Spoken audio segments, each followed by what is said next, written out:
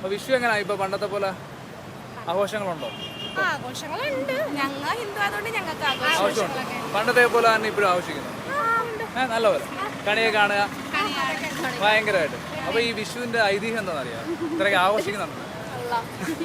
ഇയാളുടെ ലൈഫ് വേസ്റ്റഡാ. ഇയാൾക്ക് ആരോ പാട്ടിൽ കൂടോത്രം ചെയ്യുന്നുണ്ട്. അല്ല ഇവ രണ്ടുപേരും ആഘോഷിക്കുന്ന പറഞ്ഞു. അപ്പൊ പറ ഐതിഹ്യം എന്താ?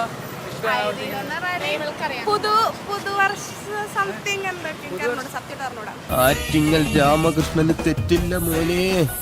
ശനി വരുന്നത് ഈ വഴിക്ക് തന്നെ. ഏറെക്കുറെ പറഞ്ഞത് ശരിയായിട്ടുണ്ട്. അറിയാം, പക്ഷെ പുറത്തേക്ക് അറിയത്തില്ല. സമൃദ്ധിയുടെയും അത് ഓണല്ലേ?